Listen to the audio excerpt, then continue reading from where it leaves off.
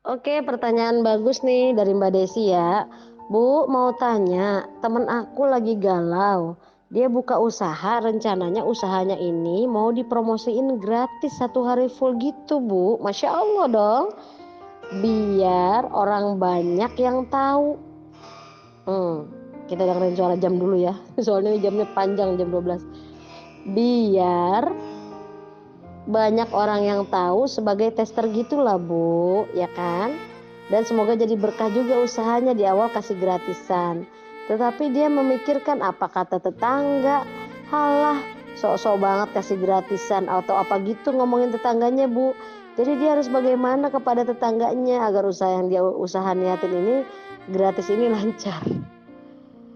Ya, pertanyaan bagus. Nomor satu, tetap minta petunjuk Allah, minta kekuatan dari Allah.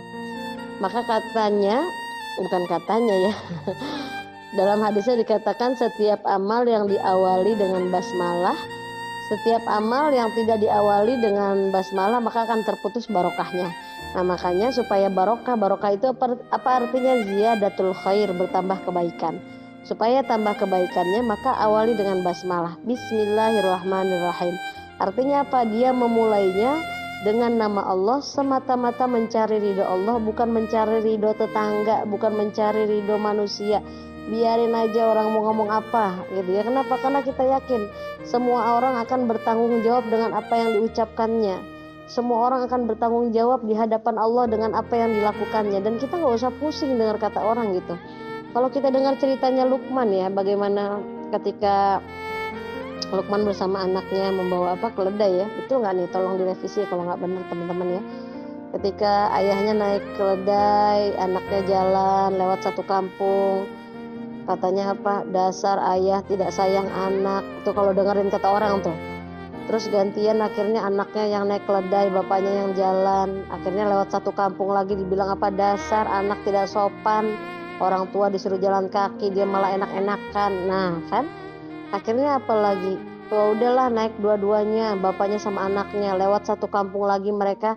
Terus apa katanya? Dasar manusia tidak tahu diri, masa binatang dinaikin dua-dua. Nah loh, salah lagi kan? Akhirnya ya udahlah kita tuntun aja, yuk dituntun lah sama anaknya sama ayahnya. Lewat satu kampung lagi apa? Dasar bodoh, ada kendaraan tidak dinaiki. Kayak gitu kalau kita dengerin kata orang, Desi, ya. Jadi kasih tahu sama temenmu, disitulah keikhlasan kita diuji. Kita tuh melakukan itu karena Allah apa karena manusia gitu. Itu makanya sih sebenarnya pentingnya prinsip ya. Sebelum memulai sesuatu tuh prinsipnya dulu harus kuat. Supaya apa?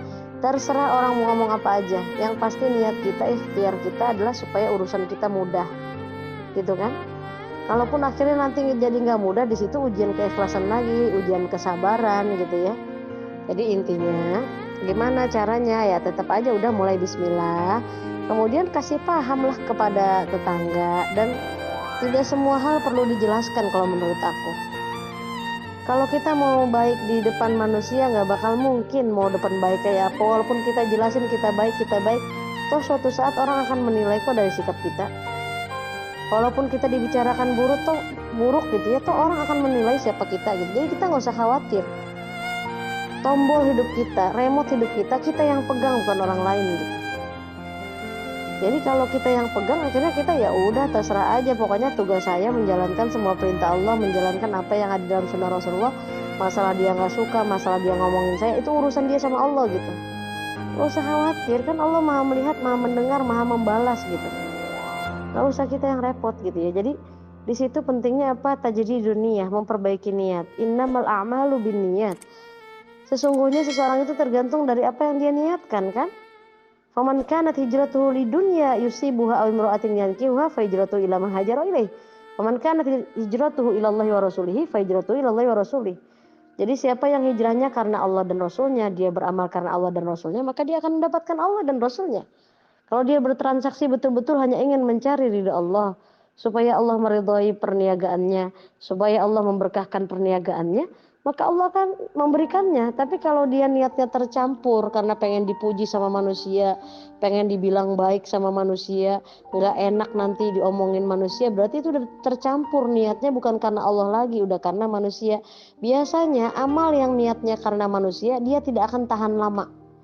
Tapi kalau amal yang diawali dengan niat mencari ridho Allah, itu biasanya amal baiknya dia akan lebih tahan lama. Disitulah keikhlasan kita diuji kan. Jadi kalau bisa jangan cuma sekali pas pembukaan gratis. Buktikan keikhlasan dia dengan apa? Dengan continue melakukan kebaikan berikutnya. Misalnya, oh iya nanti setelah buka, misalnya setiap sebulan sekali hari Jumat mau tetap sedekah. Nah itu kan aplikasi dari keikhlasannya gitu. Dan itu sih sebenarnya kalau jadi pengusaha nomor satu sebenarnya mental. Seberapa kuat mental dia mendengarkan komentar orang lain. Ingat ya, orang lain hanya bisa berkomentar tapi dia tidak bisa membantu merubah kehidupan kita. Dia tidak bisa membantu memberikan jalan keluar untuk masalah kita. Jadi kuncinya adalah pada diri kita. Kitalah yang menentukan hidup kita, bukan orang lain. Bahkan kita juga yang menentukan mau masuk surga atau neraka. Itu makanya apa? Penting sekali memilih teman yang baik. Kenapa? Karena teman itu akan mempengaruhi cara berpikir kita, cara bicara kita, cara bersikap kita. Teman yang baik akan menuntun kita ke arah yang baik, teman yang buruk akan menuntun kita ke arah yang buruk. Nauzubillahi min dzalik ya. Intinya semua tergantung pada diri kita, kontrolnya ada dalam diri kita, dan melibatkan Allah dalam setiap kondisi dan suasana. Wallahu a'lamu bidzalika.